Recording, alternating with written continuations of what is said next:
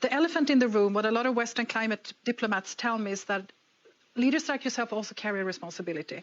Why are vulnerable countries still so debt-stricken? Why is there still corruption? What is your response to that? You really want me to answer you? I do. Okay. Why is it that every time we talk about countries from the South, the first allegation is corruption? Last time I checked, in the USA and the UK and Europe, they're riddled with corruption, but nobody says that they're not capable of achieving their objectives because of corruption. Absolutely. Anyway, if you are new to my channel, please consider subscribing and turn on the notification bell so you don't miss any future interesting videos like this.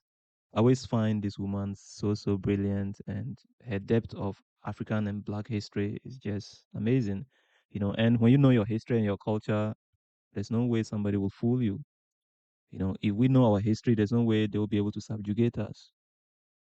These countries became independent, having allowed those countries that colonized them to extract significant portions of their wealth, such that we had no proper housing, no proper education, no proper healthcare systems, no proper legal systems, no proper across the whole stream, and certainly nothing to do with building social capital like community development and cultural enterprises. And what has happened is therefore that we have spent the time since independence trying to give our people what the global north has taken for granted and is supported by the extrication of centuries of wealth to give their people out of our blood, sweat and tears. Now when our blood, sweat and tears finances the Industrial Revolution, and the Industrial Revolution then causes the climate crisis, and then I have to pay for the consequences of the climate crisis because of the Industrial Revolution financed by our blood, sweat and tears, then I think they have no moral authority to tell me anything about the financing of the climate or about why we don't have enough. Is it anger over this that fuels your energy? Anger? Absolutely not. Unfairness, lack of justice. They're not angry. I'm just...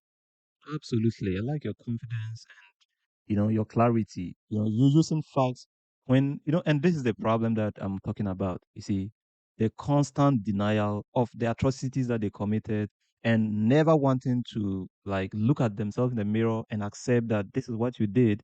But it's just like you raped somebody and then you got up and said, "Why are you bleeding? Why are you crying?" When she got roasted, now she's saying, like, the woman never showed anger. She only used history to put you in your place. She only made historical references and told you that know what you're talking about. The narrative that you are trying to push will not buy it, or at least she would not buy it because she knows her history as a leader. It's disappointed that humankind still wants to believe that there's one world for a set of people and another world for another set.